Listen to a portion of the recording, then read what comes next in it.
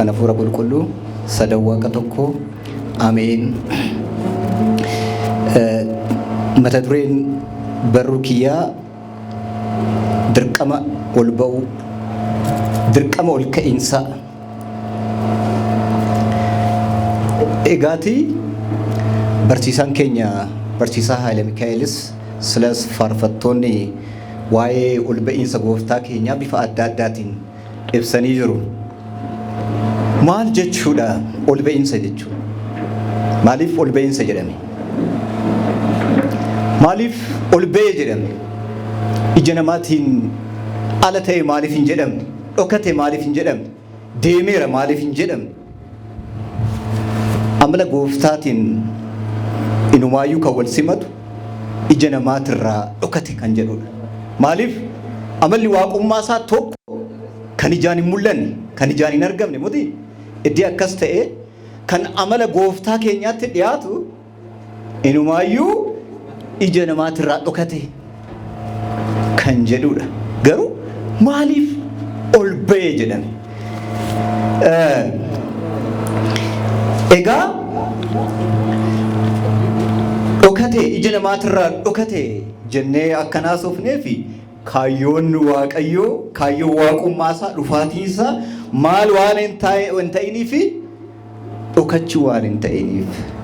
Kaayyoon isaa inumaayyuu ilma namaa isa wajjin jiraachisuu, ilmi namaatii fi Waaqayyo waliin jiraachuu akka danda'aniif laphee namaa keessa baraabaratti taa'uu waan ta'eef kaayyoon isaa. Kana waan ta'eef Waaqayyoon ni deeme hin jedhamne. Inumaayyuu hoggaa deemu mul'achaatii deeme barsiisaan akka jechaa turan. Mul'achaatii duuka bu'oonni amma iji isaanii dadhabutti, amma Waaqayyoon duumechi harkaa fudhattee qaara'utti ijaan laalaa turan. So kunigaa kanarraa waa lama barachuu dandeenya. Maalidha inni tokkoffaa amala waaqummaa isaatii fi amala namummaa isaa kanarraa barachuu dandeenya. Amala waaqummaa isaatiin namni duumecharra deemuu qilleensarra tarkaanfachuu hin danda'a. Amala waaqummaa isaatiin Waaqayyoon qilleensarra tarkaanfachaa adeema. Amala namummaa isaatiin immoo mul'achaa adeema. Absoluut ta'uusaa argina. Waaqayyoo foon inni uffate, foonnii fi dhiigni inni namarraa uffate, durbee Maariyaamirraa uffate akka kootii baafatanii kan lafa kaa'an otoo hin ta'in absoluut hanga dhumaatti ta'uusaa nu barsiisaa adeema. Egaati gaafa deemu kana baranne Waaqayyoon akka hattuu dhokatee odoo hin ta'in kaayyoon isaa duras bar Waaqayyoon Addaamiin jecha tokkoon fayyisuu ni danda'amuti. Garuu inni ilmi namaa baraabaratti jaalala isaa hubatee, waaqummaa isaa hubatee, arjoomina isaa hubatee, Waaqayyoon ammam akka nama jaalatu hubatee, Waaqa laphee isaa keessa kaa'ee baraabaratti akka jiraatuuf Waaqayyoon lafa kana dhufee godaannisa sana hunda argee hiraaramee siqiqee darbe. Egaati kanaaf amma maaliif immoo gara dhufetti deebi'e hin jedhamne?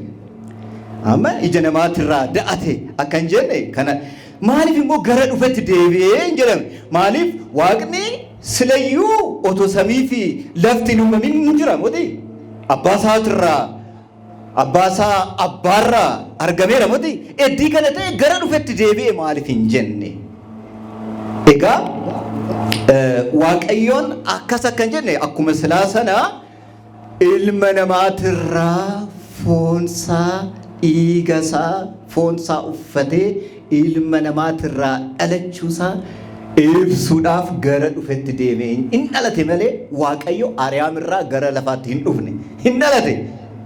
Misraachoo qulqulluu Gabri'eelitiin durbee Maariyaamirraa ji'a 9 akkuma namaatti dhalatee guddatee lafa kanarra deddeebi'ee qabamee argamee rukutamee reebamee du'eeti dhumarratti inni kan ol ba'e. Kanaafuu hin dhufe otoo hin ta'in hin dhalate kan jennu sana koonfirma akka goonuuf warroonni hinaaftonni waaqummaa Waaqayyoo warri shakkan akka nun dogongorsineef chaappaatti nu rukutee jechaadha. So egaati Waaqayyoon akka namaatti hunka namaa hunkuma namaatiin guca namaatiin argama qulqulloonni duuka bu'oonni otoo laalanuu gara Waaqayyootti deemu. gara waaqayyo abbaasaa mootummaa isaatti teessoo isaa tideeme. Egaati akkana waggaa jennu waaqayyoon seekoondii tokkoof amma laal kana gaafa duuka bu'oonni ergamtoonni waaqayyo gooftaan keenya Yesuus Kiristoos yemmuu dhalatutti akkuma haadha isaa ciqilee haadha isaa durbee Maariyaam harkatti argan akkasuma immoo samii irrattis teessoo isaati irratti arganii waaqayyoof kabajni haa ta'u akkuma lafa irratti argine akkasuma samii irratti argine jedhanii ragaa ba'an. So akkana waggaa jennu waaqayyoon seekoondii maayikiroo seekoondii tokkoof teessoo isaati irraa addaan hin ba'an. Kana konfirma akka godhannuuf.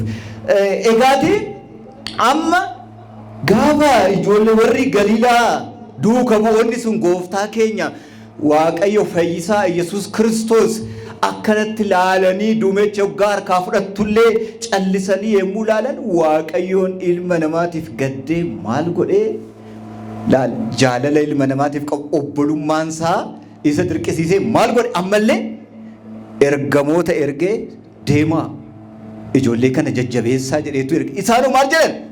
Ijoollee Naazreet ijoollee Galiilaa maal taatan isin? Inni amma ol ba'e kun akkuma kana ni deebi'a jedheen. Edaati duuka bu'oonni waaqa wajjin jiran malee waaqa hin beekan. Maaliif yemmuu inni ijoollee Galiilaa jedhe maaliif ijoollee Galiilaa jedheen? Duuka bu'oonni kun waaqa wajjin akka jiran ergamoonni ni beekan bara.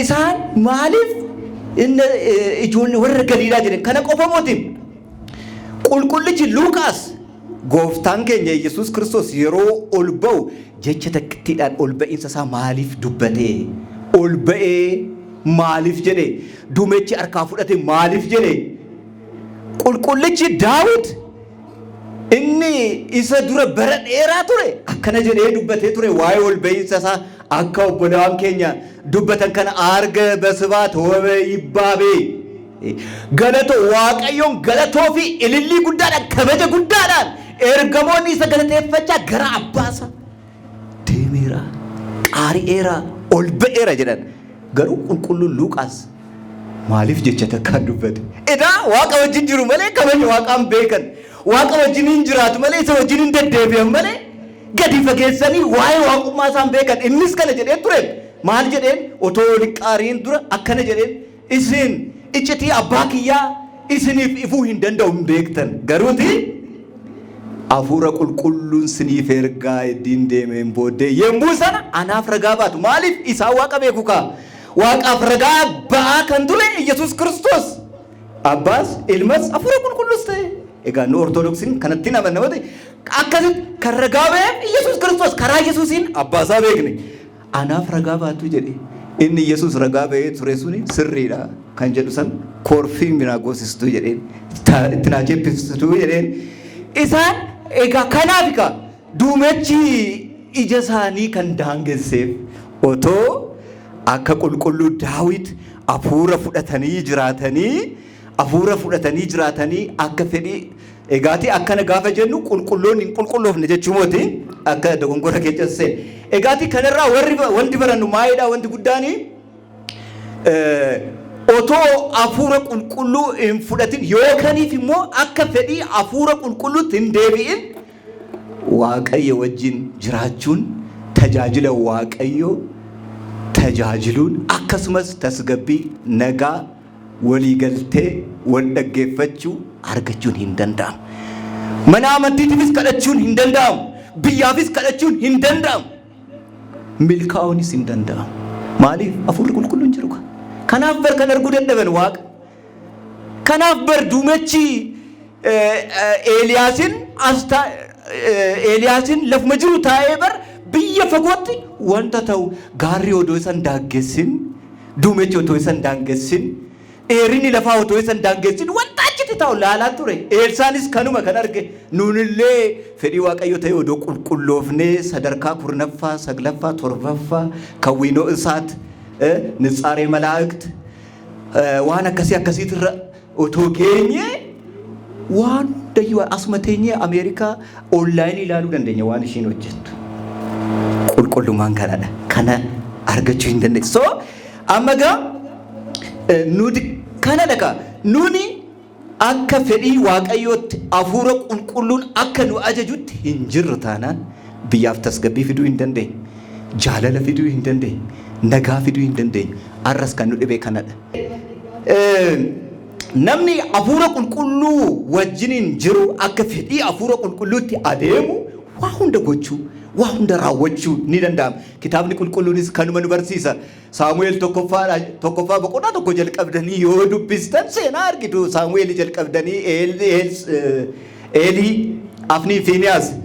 Egaati Afniinii fi Fiiniyaas,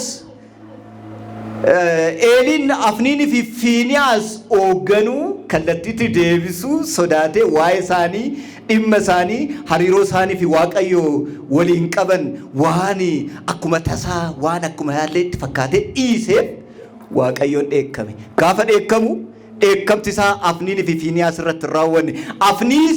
Du'aatii Afniinii fi Fiiniyaas irraa jalqabe amma booji'ama uummata Israa'el. Booji'ama uummata Israa'el irraa jalqabe amma du'aatii uummata Israa'el. Du'aatii uummata Israa'el jalqabe amma du'aatii Eelii mootichaa. Du'aatii Eelii mooticha Eeliitii jalqabe amma booji'ama taabota Tsiyoon Lookiit. Hafuura qulqulluu dhabuun kana nama rakkisa. Rakkoon hafuura qulqulluu dhabuu kanadha. Kitaabni qulqulluus kan nu barsiisu. Kanaatiif duuka bu'oonnis wajjiniin jiraatu. Gaafa inni fayyisu arganiiru. Gaafa inni du'aa fayyisu, gaafa inni jaamatti ija godhu arganiiru. Gaafa inni adda gogogaa kana ija godhu arganiiru. Garuu hin beekan. Amma inni ga'u hin beekan. Hin guddan. Egaa kana qofa moti Eelii qofa otoo hin ta'in warri Eelsaanis duuka bu'aansaa gaafa warroota waraanaaf dhufan sodaatee dhiphatu. Waaqayyo maaloo mucaa kanaaf ija baniif jedheen gaafa ija banuufi fardeen ibiddaa saragallaa ibiddaa argeetu dinqisiifatee warreen wajjin jiran kan isaa wajjiniin jiran ni caalu jedhee ragaa ba'e. Hafuura qulqulluu wajjin gaafa jiru waa hunda argina jechaadha. Iccitiin hin jiru jechaadha. Wanti nu jalaa dhokatu hin jiru jechaadha. Egaati kana qofa moti duuka bu'oonni isaatiis amma hafuura qulqulluu fudhatanitti, amma hafuura qulqulluu wajjiniin dhugaan jiraatanitti, eebbi Waaqayyoo amma isaanirra bulutti amma dhiyeessutti sodaatanii turan. Gooftaan keenya Yesuus Kiristoos fannoorra yommuu jiru bar qofaa isaatti hafe. Qofaa isaa Yohaannis Taa'ologos Ambe isa Fiqura Egzii jedhame jaalataa Waaqayyoo boo'aa isa jedhame qofa dabar kan fannoo isaa jalatti hafe. Egaati laal hafuurri qulqulluu waan wajjiniin hin jirreef yookaan akka fedhii hafuura qulqulluutti waan hin deemneef ni sodaatanii jechaadha. Egaati Daawit balleechaa isaatiin uummata isaati irratti rakkoon bu'ee jira. Eeliyaasis yommuu ol jedhee mul'ate, yommuu ol ka'etti amma samii cufuutitti bokkaa amma cufuutitti ga'ee jira. Kana qofa moti xonqaayota salphisee jira. Uummata Israa'el kan ceesise Museen maan waan ta'eef waan ol ba'eef, waan ol ba'ee mul'ateef. Iyyaasuun aduu kan dhaabeef maal waan godheef waan ol ba'eef, waan ol ka'eef.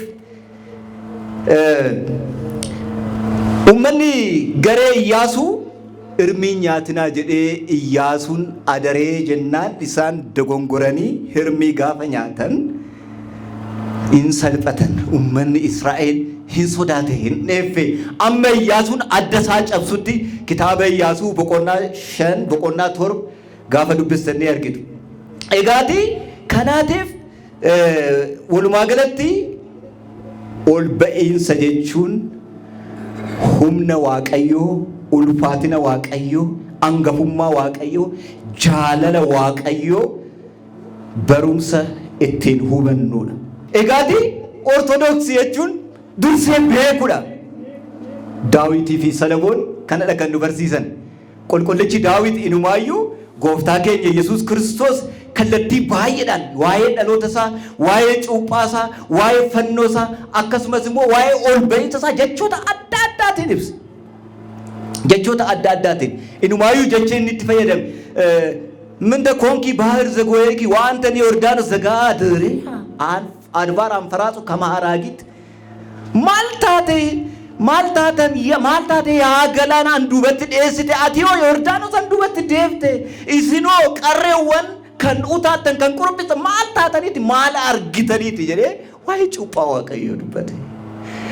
Waa'ee fannoo isaatis kitaaba boqonnaa faarsaa Daawit boqonnaa 34 fi boqonnaa 21 irraas yoo argitan kallattii adda akkaataa nama dhukkubsuun waa'ee gooftaa keenya Yesuus Kiristoos otoo ijaan argina hafuuraan argee fuulduratti dursee dubbateefiira. Salomoonis kanuma kan inni dubbate waa'ee giiftii keenya durbee Maariyaam akkasumas waa'ee gooftaa keenya Yesuus Kiristoos.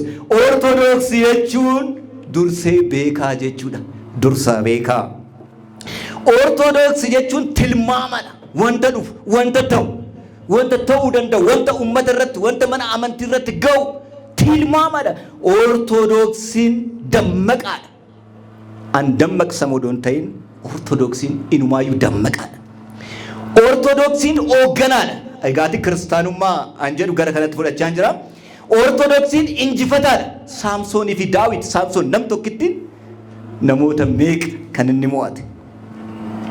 Ortodoksiin ormaaf sodaadha. Ortodoksiin madda falaasamaa fi beekumsa furtuu rakkoo addunyaa kanaati. Egaa amma immoo siyaasaa fi hooggansa qofa osoo hin taane yaada humna qabu yoo qabaatte ija sodaatiin ilaalamta. gabaabsuudhaaf ኩልክሙ አሕዛብ ጽፉ ደዌክሙ ወይብቡ ለእግዚአብሔር በቃለ ተስሲት እስመ ልዑል ወግሩም እግዚአብሔር ወንጉሥ አብይ ውእቱ ዲበ ኩሉ ምድር አግረረ ለነ አሕዛብ ወሕዝብ ታሕተ እገሪነ ወአረነ ሎቱ ለርስቱ እዲ ጀዴ ቦዴ ስኖ ለያዕቆብ ዘአፍቀረ እኒ ሲንጃለት ያዕቆብ አረእስኒድ ያዕቆብ ጀቹን አረእስኒድ እኒ ያዕቆብ ጃለት ቢፈ ያዕቆብ ጃለት አመኑማ ያዕቆብ ጃለት ጋፈጀን አመኑማ ያዕቆብ ቁልቁልና ያዕቆብ ጃለት የቹለ እዚንስ አካ ፉረ ቁልቁሉት ጅራተን ታናን ዋቀዮን ሲንጃለት የቹለ ስኖ ለያዕቆብ ዘአፍቀረ አርብ እግዚአብሔር በይባቤ ወግዚነ በቃለ ቀርን ዘምሩ ለአምላክነ ዘምሩ ይሰፋፈታን ከኛ ስለ መስባኪዳን ዱበት ኤጋቲ ክርስትና ክርስቲያኑማን ኦርቶዶክሱማን የሮ ሁንዳ አካ ከነት ጃለተማ ተየቶ ማልተው ቀባ አካ አፉረ ዋቀዮት ጅራተ ኦል በየቶ አካ ስምብሮት አካ አላት በለሊው ቀብ የሮ ሁንዳ ኦልከው ቀብ የሮ ሁንዳ ኦላና ተው ቀብ ሰደርካ ከናን ኦፊላሉ ቀብና ኦርቶዶክሶን ኤጋ ክርስትናን ኦከን ኦርቶዶክሱማን ዱርሳ ተው ደስለ ዱበኔራ አካ ኤልያስ ሮኬቲ መሌ ሳተላይቲ መሌ ዱመቻ ቢታፍ ምርገት ቀብኔ ዋ ህንደ ይዱላሉዳ አካ ቁልቁሉ ተክለ ሃይማኖት ነምጨ ሰላ ቁልቁልጨ ሰላልትቻ ነመ ይጉተው ኤርገማ ተይ ቁምቢ ቴሶ ጎፍታ ኬኛ ኢየሱስ ክርስቶስ ቴሶ ስላሴ ዱሉዳ ከነደ ቁልቁሉማን ኤጋቲ ገባብሱዳፍ አካ ቂርቆስ ዳይሙማቲ ኦልካአኔ ሙለተኒ ወሬጋፍ ቆጴሰኒ ሃዳው ፊ ጫሉዳ ላል ሃዳው ፊ ሙጫኖ ጋሰዲ ጥቢ እሜ ሃዳኮ ኦብሲ ጀቹዳ አካ ቁልቁሉ አባኖ ዳይማ ወጋኩ ለተኮ ወጋታን አባ ጀደሙዳ ኦርቶዶክሱማን ከናዳ ከናፉ ኦልካውን ኦርቶዶክሲዳፍ ፌዲ ወዶንተይን ድርቀማ አመንቲ ተቻ ከናፍ ማልጎቹ ቀብነኑኒ ነሞኒ በረከና አካ ኦርቶዶክስ ራ አካ ክርስቲያኑማ ኬኘራ ኑራ ኤገሙቲ ኦልባኔ ሙለቹዳፍ ማልጎቹ ቀብና ቀቤኛ ሆራቹ ቀብና ቀቤኛ ሆራቹ ቀብና ጋፈጀኑ ቀቤኛ ለፈ ከና ወዶንተይ ቀቤኛ ሰሚ ሆራቹ ቀብና ቀቤኝ ሰሚ ነማ ሁንደ ወጅን ጅራቹ ነማፍ ጅራቹ ዳን አርጋ ነማ ሁንደ ወጅን ጅራቹ namaaf jiraachuu addunyaa kana tuffatanii gowwummaa addunyaa kana filatanii gadoof qabanii kasoominaan sochoodhaan gonfoo argamuudha መኑ ያአርግ ውስተ ደብረ እግዚአብሔር ወመኑ ይቀውም ውስተ መካነ መቅደሱ መኑ ያአርግ አመጋ ስለ ዋዬ ኦልበኢንሰ ጎፍታ ከኛ ኢየሱስ ክርስቶስ ዱበኔ ሞቲ ነምኒስ ኦልበአይቹ ደበር አከነ ጀለካ ቁልቁልች ዳዊት መኑ ያአርግ ውስተ ደብረ እግዚአብሔር ኤኙዳ ብየሞቱማ ዋቀዮቲ ከን ኦልበው ደንደው ጀዴራ ወቴቲ ወመኑ ይቀውም ውስተ መካነ መቅደሱ ኤኙዳ መነ ቁልቁሌቲ ሳ መና አመንቲ ቁልቁሌቲ ሳ አበጁ ከንደንደው ጀዴቲ ዘንጹ ልቡ ወንጹ እደዌሁ ኢሰ ቁልቁሉ ተይፊ ኢሰ አርኪሳ ቁልቁላ ተኤዳ ወዘይነሳ ከንቱ በላለ ነፍሱ ወዘይማል ነመ ሂንሶኔ